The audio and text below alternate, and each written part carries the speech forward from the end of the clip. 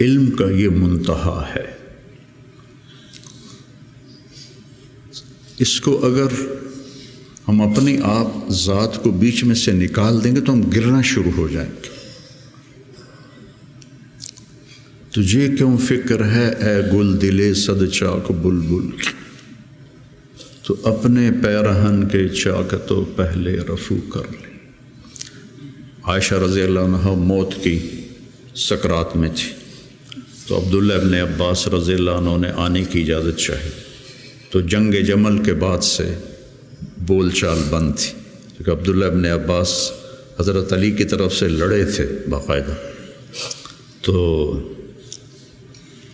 آپ کے پاس عبداللہ بن زبیر اور مسور بن مخرمہ رضی اللہ عنہ بیٹھے ہوئے تھے، تو حضرت عائشہ رضی اللہ عنہ خاموش ہو گئیں، اتنا اثر تھا اس بات کا۔ تو ان کا حبر الامہ ہے اور ابن عم الرسول ہیں، اجازت دے دیں۔ تو حضرت عائشہ روئے جا رہی تھی اور ان کی بڑی چادر آنسوں سے بھیگ چکی تھی، ساری چادر۔ جب وہ آئے تو کہنے لگے اماں جان آپ کیوں رو رہی ہیں؟ آپ کے اور نبی کی ملاقات میں صرف اتنی دیر ہے کہ یہ جان نکلے اور آپ اللہ کے رسول کے پاس پہنچ جائیں۔ کہنے لگے عبداللہ مجھے دھوکہ نہ دے، کاش میری ماں نے مجھے جنا ہی نہ ہوتا، مجھے بہلاوا نہ دے، مجھے دھوکہ نہ دے۔ اور اللہ کے نبی نے کہا تھا یا عائشہ انہو لیہون علی الموت ان اریتکی زوجتی فی الجنہ، عائشہ مجھے مرنا آسان ہو گیا ہے کہ مجھے پتہ چلا ہے تو جنت میں میری بیوی ہے۔ اور وہ رو رہی تھی۔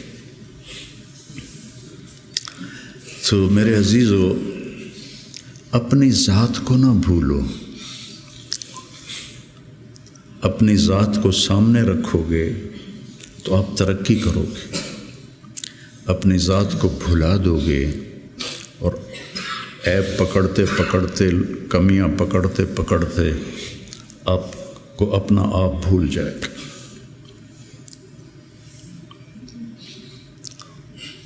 حضرت عمرو بن عاص رضی اللہ تعالیٰ عنہ موت کی کشمکش میں تھے، تو دیوار کی طرف منہ کر کے دھاڑو دھاڑ رو رہے تھے، تو ان کے بیٹے نے کہا اما بشرک رسول اللہ بکذا، اما بشرک رسول اللہ بکذا، اللہ کے رسول نے آپ کو یہ بشارت دی، یہ بشارت دی۔ تو آنسو خشک کیے اور لوگوں کی طرف متوجہ ہوئے کہ انی قد کنت علی اطباق ثلاث، میرے اوپر 3 دور گزرے ہیں۔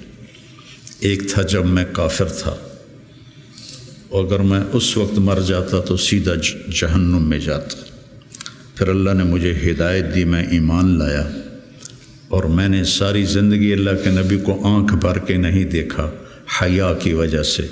اگر مجھ سے پوچھو کہ اللہ کے نبی کا حلیہ کیا ہے تو میں نہیں بتا سکتا کہ میں نے کبھی آنکھ اٹھا کے آپ کو دیکھا ہی نہیں تھا۔ اگر اس وقت میں مر جاتا تو میں جنت میں جاتا۔ اس کے بعد ہم پر دنیا کھل گئی اور ہم نے کیا جو کیا، اب پتہ نہیں آگے میرے ساتھ کیا ہونے والا ہے۔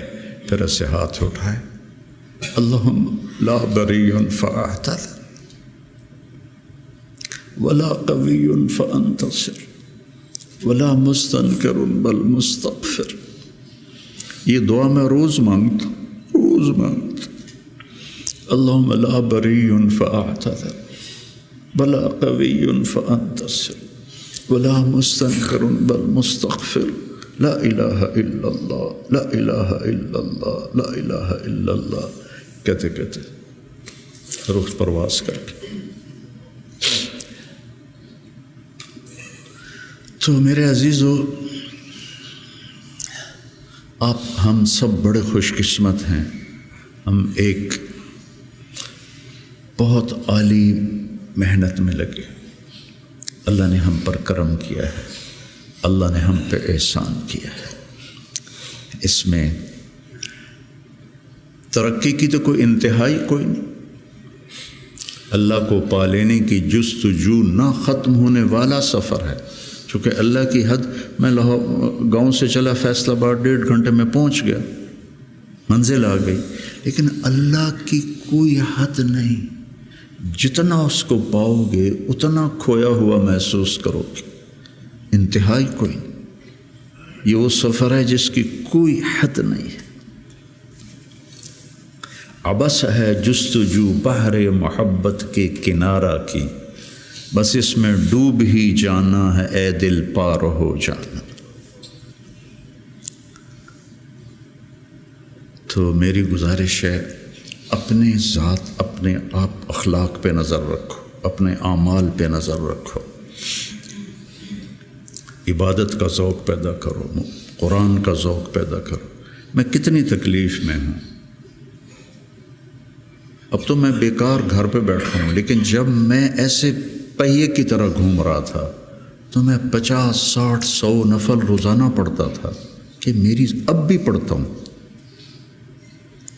آج وہاں سے چل کے یہاں میرے 50 نفل نہیں قضا ہوئے، کہ یہ میری ضرورت ہے کہ وسجد واقترب، نماز اللہ کے قریب کرتی ہے۔ وسجد واقترب، نماز پڑھ اور اللہ کے قریب ہو جا۔ زبان پہ نظر ہو، آنکھوں پہ نظر ہو، کانوں پہ نظر ہو، اور اس میں سارے دین کے کام خیر کے ہیں، لیکن میرے عزیزو، ہم اخریت للناس ہیں۔ ساری کمیوں کے باوجود تبلیغ کی، ابھی بھی بننے کے لیے بہترین راستہ ہے۔ چھٹیوں میں آپ اپنا چلہ قضا نہ کیا کر، مجھے تکلیف ہوتی، کیونکہ میرا جگر دل چیر کے دیکھو تو تبلیغ کے سوا کچھ نہیں۔ میں عملی طور پر نہیں جا سکتا، لیکن یہاں اس مبارک محنت کے سوا اور کچھ نہیں۔ میں آپ سے بھی یہ چاہتا ہوں، آپ کی کیفیات بچوں کی طرف منتقل ہوں گی۔ جب آپ کے اندر سے تبلیغ کی عظمت نکلے گی تو آگے کیسے منتقل ہوگی؟ کتنے مشائخ آئے، اس طرح عالم میں تبدیلی کوئی نہیں لا سکا۔ کتنے خیر کے کام ہوئے، اس طرح عالم میں تبدیلی کوئی نہیں لا سکا۔ بنو امیہ کے حکام ظالم تھے، لیکن دعوت کی وجہ سے دین تو پھیلتا رہا۔ ولید بن عبد الملک کان جباراً، جو اس کے بارے میں لکھا ہے ابن کثیر نے، کان جباراً، معمولی باتوں پہ گردنیں اڑا دیتا تھا۔ سب سے زیادہ اسلام اس کی زندگی میں پھیلا۔ اور یزید بن معاویہ رضی اللہ تعالیٰ، اس کے زمانے میں شمالی افریقہ فتح ہوا ہے۔ عقبہ ابن نافع رضی اللہ تعالیٰ عنہ نے الجزائر کو فتح کیا اور مراکش کو فتح کیا۔ تونس حضرت عثمان کے زمانے میں فتح ہو گیا تھا۔ عبداللہ بن ابی سرح رضی اللہ تعالیٰ عنہ نے تونس کو فتح کیا تھا۔ تو ادھر یزید بیٹھا ہوا ہے، لیکن دعوت میں نکلنے والے تو مخلص تھے۔ تو میں تھا مسجد میں، تو میرے پاس 2 جماعتیں آئیں، پٹھانوں کی، پیدل چل رہی سال کی، کہ جی 6 تاریخ کو ہمارا جوڑ ہے، آپ تشریف لائیں۔ میں کہا یار میں تو فیصل آباد جا رہا ہوں، اگلے جوڑ میں آ جاؤں گا۔ کوئی تحریک، کوئی پیر، کوئی بزرگ اپنے مریدوں کو یہاں تک نہیں لا سکا کہ سال کے لیے پیدل چلے جائیں۔ تو آپ میری اولاد ہو، میرا سرمایہ ہو، میں عمر کے آخری حصے میں ہوں، آپ لوگ ابتدائی حصے میں ہیں، تو اس مبارک محنت کو اپنی ترجیحات میں رکھو، ترجیحات میں رکھو۔ میں نے کبھی چلہ نہیں قضا کیا تھا، ایک آدھ چلہ میرا بیماری کی وجہ سے قضا ہوا، اور اب 4-5 چلے سر درد اور کچھ اور عوارض لاحق ہو گئے، ورنہ میں جو بھی ہوتا تھا میں چلہ نہیں چھوڑتا تھا، کہ میری ضرورت مجھے کرنا ہے۔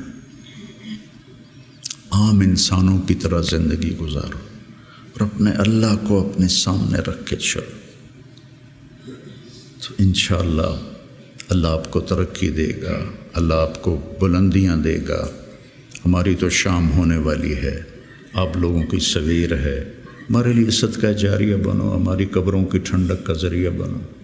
اور میں مدارس ایک خاص مقصد کے تحت میں نے مدارس بنائے، نہ کوئی کمی ہے مدارس کی، علماء کی کوئی کمی ہے؟ ایک اخلاق والی نسل تیار،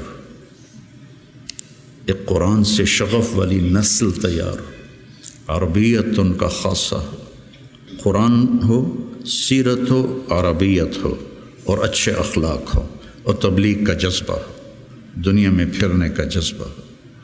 تو اللہ تعالیٰ ان کو دیکھو، آج میں نے جب شروع کیا تھا تو اتنی تنقید سنی، گالیاں تک، اور اب رائمنڈ میں اعلان ہوتا ہے حسنین کے علماء کی طرح۔ یہ میرے لیے شرف ہے، حسنین کے علماء کی طرح، کتنی بڑی میرے لیے یہ اعلیٰ درجے کی بات آپ سب کے لیے۔ تو اس لیے بچوں اپنے آپ کو دیکھتے ہوئے چلو، چھٹیوں کا چلہ قضا نہ کرو۔ مولانا احسان صاحب ایک دفعہ چھٹیوں میں چلے گئے ساؤتھ افریقہ، وہاں شیخ اب مولانا زکریا صاحب وہاں گئے ہوئے تھے، تو انہوں نے چھٹیاں ان کے پاس گزاری، واپس آ کے چلہ لگایا، واپس آ کے چلہ لگایا۔ میں رائمنڈ میں اس وقت پڑھتا تھا، انہوں نے اس کو کافی نہیں سمجھا۔ تو اپنے بننے کے اسباب میں سستی نہ کرو، ٹھیک ہے نا؟